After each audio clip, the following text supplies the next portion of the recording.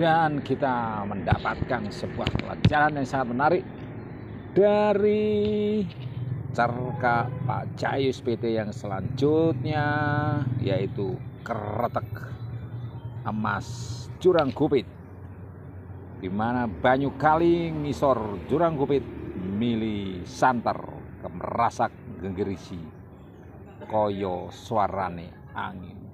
Kategori rendeng ora ono bedane saben dina gempalake saurute gampeng kali daerah wetan. Penduduk wetan kali anak turune wong melarat panggah melarat koyo mbah-mbah.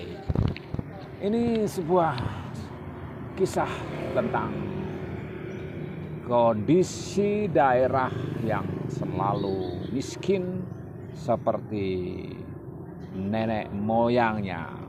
Apakah kemiskinan itu merupakan kehendak Allah atau kepada semua manusia Allah memberikan kebebasan untuk menjadi miskin atau menjadi kaya tergantung dari niat serta usaha seperti disebut manusia berusaha, Allah yang menentukan, dan orang yang mau mengubah nasibnya sendirilah yang bakal diubah nasibnya oleh Allah.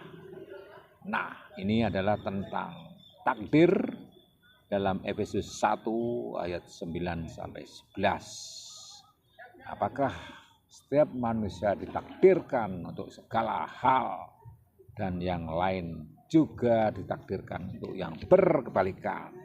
Misalnya, apakah seseorang ditakdirkan untuk diselamatkan sedangkan yang lain hilang? Nah, kita tahu terjemahan dari istilah takdir dari bahasa Yunani, dan kitab suci adalah prohorizo. Yang di sini tidak mengajarkan bahwa Allah menentukan secara sebab akibat. Sebaliknya, istilah Yunaninya berarti memutuskan terlebih dulu. Nah, ini seseorang dapat memutuskan sesuatu terlebih dulu secara sepihak, atau memutuskan terlebih dulu dengan mempertimbangkan kebebasan memutuskan dari orang lain. Jadi di sini Allah yang melakukan yang terakhir. Jadi orang itu diberi kebebasan untuk berkehendak. Itu kalau dari takdir dari kata kitab suci.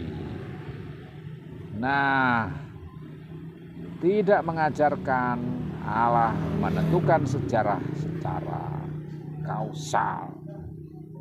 Nah, di tempat lain dalam Roma 8 ayat 29 sampai 30, istilah yang dimaksud ditakdirkan adalah ada rencana Allah di masa depan setelah mempertimbangkan yang Allah ketahui sebelumnya mengenai keputusan bebas yang dibuat makhluk hidup. Nah, saudara-saudara, dalam Efesus 1 ayat 11 mengatakan, dalam segala sesuatu Allah bekerja menurut keputusan kehendaknya. Dalam segala sesuatu bekerja menurut keputusan kehendaknya. Ini Allah menentukan segala sesuatu terjadi menurut kehendaknya kah? Nah, jika dibaca secara terpisah, hal ini menegaskan pandangan ini. Namun ini tafsir yang bertentangan dengan banyak ayat yang kita lihat lainnya yang menunjukkan bahwa manusia terkadang menolak kehendak Allah. Misalnya dalam Lukas 7 ayat 30. Ayat 34 dari pasal 13 dan Mazmur 81 ayat 12 sampai 15. Nah, padahal Alkitab itu tidak mengajarkan segala sesuatu yang bertentangan, maka bagaimana kita memahami sesuatu yang kelihatannya bertentangan dari ayat tadi itu. Ayat ini tidak masuk akal jika kita mengenali perbedaan sebagai kehendak Allah yang ideal dan kehendak Allah yang memperbaiki. Kehendak Allah yang ideal adalah apa yang sebenarnya diinginkan Allah untuk terjadi dan akan terjadi jika setiap orang selalu melakukan apa yang Allah inginkan. Kehendak Allah yang memperbaiki adalah kehendak Allah yang mempertimbangkan semua faktor, termasuk kebebasan memutuskan dan makhluk ciptaan yang kadang-kadang menyimpang dari kehendak Allah. Ayat 11 dari Efesus 1 tampaknya merujuk pada kehendak Allah yang memperbaiki.